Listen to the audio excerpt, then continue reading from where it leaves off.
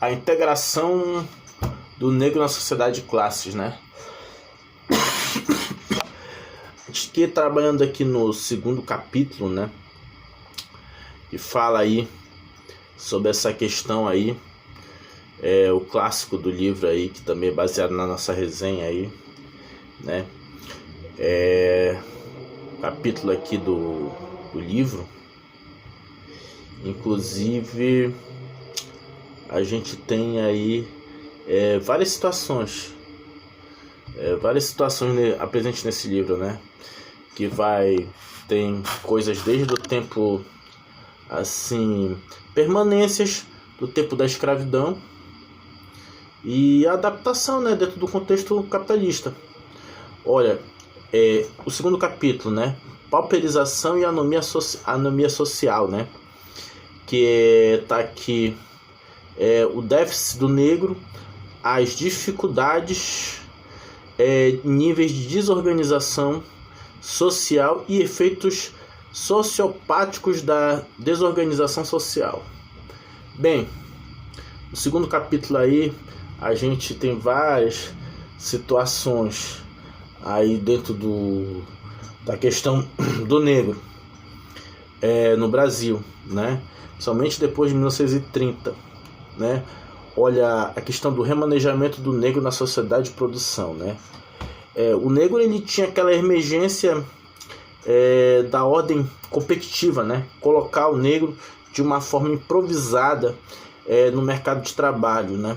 Os fatores desestruturantes de sua sociedade e do seu meio não eram levados em consideração, porque o negro, ele saía da questão rural, né? A questão de produção, né? Agrícola, e quando ele foi libertado, ele foi para a situação ali da urbana. E aí, quando ele chegou lá na situação urbana, né, nas cidades, ele não tinha qualificação, não tinha preparo, ele não foi preparado, né, para essa nova configuração, a mudança da forma de produção. E aí ele começou a ser inserido na questão desde sempre, né, na questão dos subempregos. Aí, ó, a mudança da forma de produção, né? A rápida e grande produção cafeeira, assim como as formas de comércio, mudaram profundamente o meio urbano, a qual o negro está inserido, forçando a se inserir em ofícios e biscates, sem ter uma qualificação e um preparo adequado para tal. Então, a questão, assim, quando ele veio do campo, ele veio para a cidade, a questão São Paulo, somente São Paulo estava em mudança, São Paulo estava se reestruturando, então ele foi, entendeu, de certa forma, né? Ele foi, de certa forma, inserido num contexto no qual ele não tinha preparo. Ele veio da questão da produção escravista, rural, e foi para a cidade. E aí ele sobrava a questão dos trabalhos braçais, né? Que é um pouco semelhante à questão dos trabalhos que ele tinha como escravo. Trabalhos braçais como estivador, inclusive na situação ali da imigração, né? A imigração dos italianos tinha trabalho que os brancos, né, que os italianos não pegavam. Apesar de repente, o trabalhador negro ter o mesmo status de um trabalhador branco, mesmo status, eles não pegavam os mesmos trabalhos. Os brancos geralmente não queriam pegar trabalhos muito pesados e também arriscados também para a saúde. Olha, o meio urbano hostil ao negro vindo do campo, né? Ele era São Paulo tinha várias circunstâncias desfavoráveis, diferentes de ordem social competitiva. Essa ordem social a qual o negro estava inserido era uma ordem socioeconômica muito desfavorável, semelhante a dos trabalhos que exercia na época da escravidão, baixos salários e muita informalidade. De novo aquela situação, né? Trabalhos braçais, trabalhos arriscados, trabalhos com baixos salários. Surgimento de guetos e bairros de negros. Olha, se a situação do trabalho do negro já era improvisada, as suas habitações também eram improvisadas. A questão ali, eles iam para bairros, né, para lugares, ocupações, né, onde não tinha saneamento básico, onde não tinha conforto, habitações precárias. Isso também prejudicava ele na questão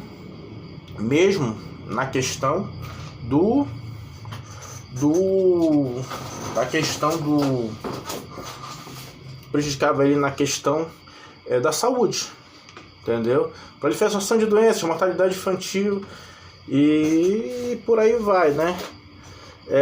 Tuberculose e tudo que é doença, a questão do saneamento básico prejudicava a saúde dos negros, né? A organização do espaço e do estilo de vida urbano só deixava o negro em situações mais difíceis, já que o espaço a qual ele habitava era de condições insalubres e de condições socioeconômicas bastante desfavoráveis. Ainda nesse espaço desfavorável que ele habitava, também tinha a questão social, questão assim da violência, a questão do alcoolismo, entendeu? E no ambiente desse altamente desfavorável, de saneamento básico, a questão de violência, a questão de problemas de toda a ordem social, criar os filhos, né, era difícil. Inclusive os filhos, a família negra, ela era diretamente impactada pelo meio agressivo a qual eles estavam inseridos. Subempregos e informalidade. O encaixe da população negra integrada autônoma na medida da ordem competitiva, notava-se que as atividades econômicas a qual ele se encaixava eram sempre trabalhos que exigiam pouca qualificação e com baixos salários. Então, o negro dificilmente ele era contratado, né, da forma carteira assinada. Então, sempre daquela situação, formalidade, ou ele também trabalha com questão de pequenos bicos, pequenos trabalhos, pequenos biscates, como eles dizem, né? Aqui no texto diz pequenos biscates, né? Prestação de serviço, e eles geralmente pegavam o trabalho que os homens brancos, né, não queriam. E aí também tem a questão ali também, dentro dessa informalidade, a questão ali da malandragem, né? Que seria pequenos crimes, né? Entendeu? Como forma de subsistência, e também a prostituição, né? Que poderia ser uma prostituição aberta ou uma prostituição escondida. No caso das mulheres, se a situação dos homens negros já era difícil, das mulheres era mais difícil ainda, né? Que o que sobrava para elas era o trabalho doméstico, e para isso elas tinham que complementar a renda também, às vezes, com a prostituição. Sendo que até mesmo dentro dos cabarés, dos prostíbulos, as mulheres negras, elas tinham uma diferença entre as prostitutas brancas, né? Que enquanto uma prostituta branca recebia 50, a prostituta negra recebia 10 pelo mesmo serviço. Então, ela era mais lucrativo para elas, né? Trabalhar mesmo na rua, ou, entendeu? Ir para prostituição disfarçada, no caso, arrumar vários namorados que ela aceitaria presentes, né? Entre aspas, né? Presentes, e ela não se via como uma prostituta, ela via como uma mulher com bastante namorados e que ganhava bastante presentes. E aí esses presentes, né, que seria a retribuição, né, o pagamento pelos seus favores amorosos, ela complementava a renda, ou quando não virava a renda principal.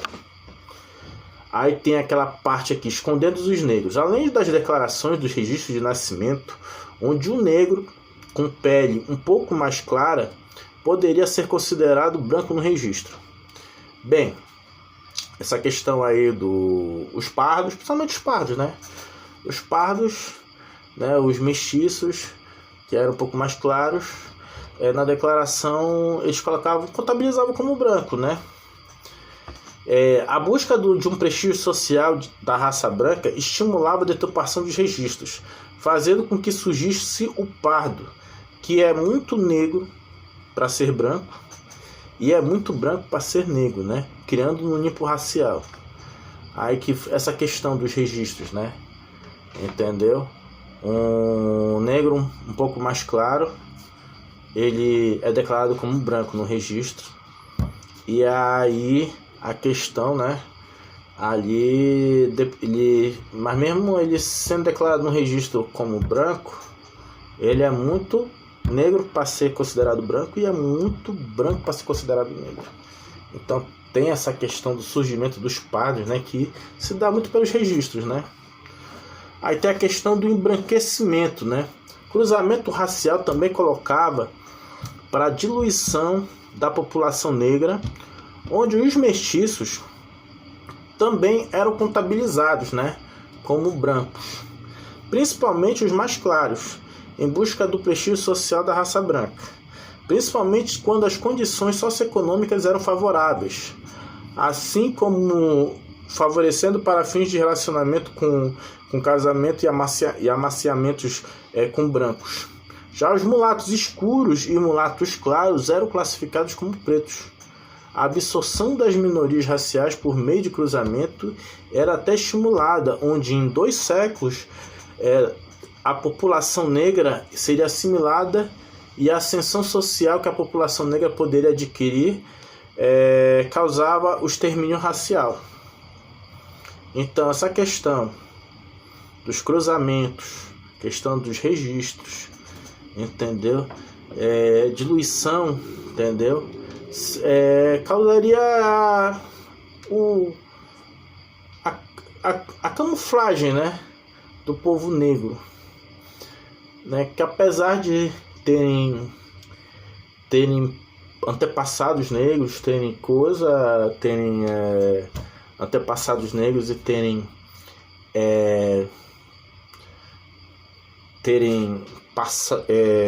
tradição, o fato dos negros estarem casando e tendo filhos com brancos, os seus filhos iam sair mais claros, e esses que saíam um pouco mais claros casavam com os brancos, e aí com o tempo, entendeu, ia sair só gente branca, assim como as filhas também, entendeu? Então é uma tática, né, de camuflar, né, esconder a população negra. Mas é claro, como, né, atualmente conhecemos sobre a genética, mesmo o gene, né, ainda pode se manifestar. Mas nessa época eles acreditavam que, né, isso seria suficiente, né, para botar fim à população negra, né? Que o Brasil poderia chegar na situação, né, que a Argentina chegou, né? A situação familiar do negro. A situação familiar da família negra era mergulhada numa completa desorganização social, onde além da influência de um meio social degenerado e cheio de moral e ética bastante flexíveis, falta de supervisão familiar com os filhos, isso quando os dois não eram presentes. O mais comum era que um sempre faltava. A questão da família negra é a questão da mãe solteira, ou a terceirização, entendeu? Da criação dos filhos pelos avós. Isso aí, né, dentro dessa época, né, e podemos notar até que atualmente, dentro das questões de bairros periféricos e até guetos, aí tem essa permanência sociológica das famílias negras, né? Que acontece a questão ali da família nuclear, né? pai, mãe, filho, sempre está faltando um. Geralmente é o pai, né? Ou a terceirização da criação dos filhos pelos avós. Onde a falta de escola e educação familiar e a escola, a educação dos filhos daria pela escola da rua, se fazia presente. E dessa educação às avessas se adquiria toda sorte de vícios e problemas sociais, e eram comuns estereótipos do negro malandro e da negra prostituta, além do alcoolismo. Essa questão aí também, a questão a qual as crianças eram criadas dentro desses bairros, dentro desse contexto social, psicológico, de um bairro difícil, né? Que seria, até hoje, quando o pessoal fala sobre a periferia, as pessoas falam sobre a periferia, é quebrada, é a comunidade, é a quebrada, vem das questões dessas habitações, né? Das favelas, dos cortiços, entendeu? Aonde a proximidade das pessoas com a questão de dificuldade familiar e social influencia diretamente na construção do indivíduo, que posteriormente vai perpetuar esse ciclo vicioso, né? De pobreza, violência e fragilidade social e econômico. Aí temos aqui o outro aqui, que seria já entrando na questão do capítulo 3, né? Entrando no capítulo 3, que seria o quê? Seria o capítulo 3, seria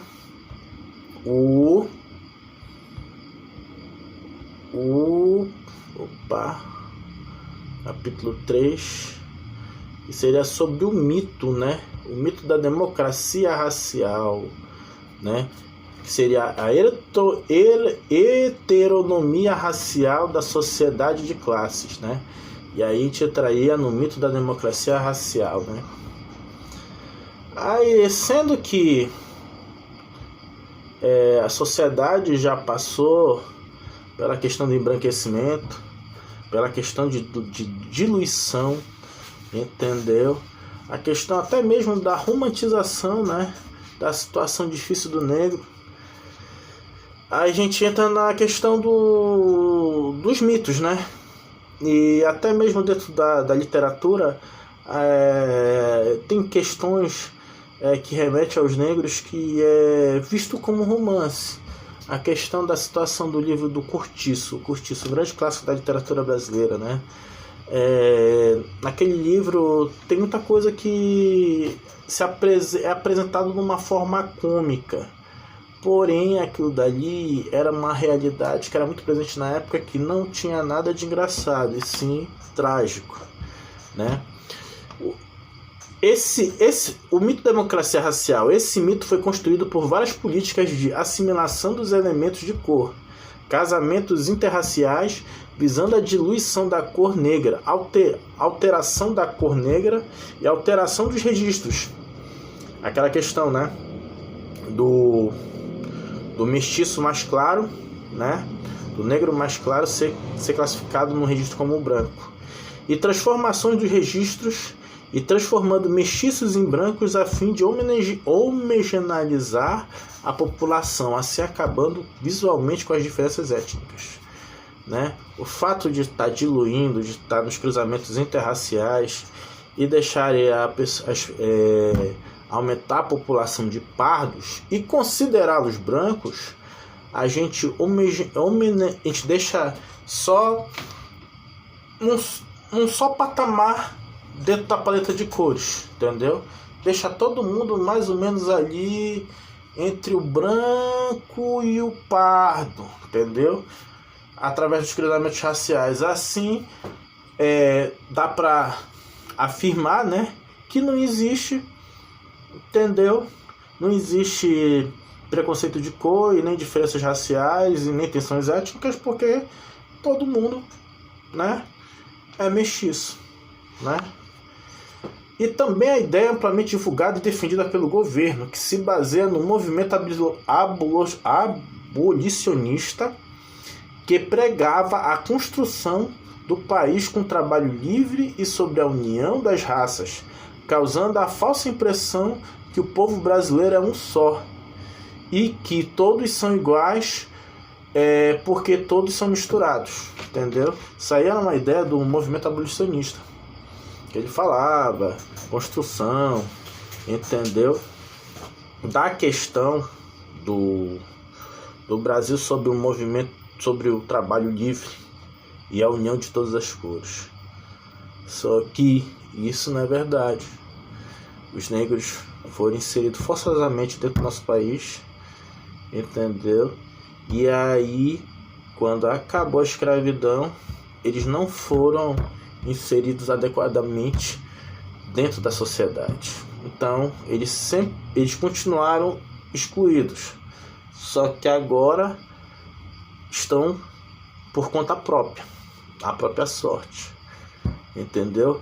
E essa questão de tentar fazer as pazes com o passado escravocrata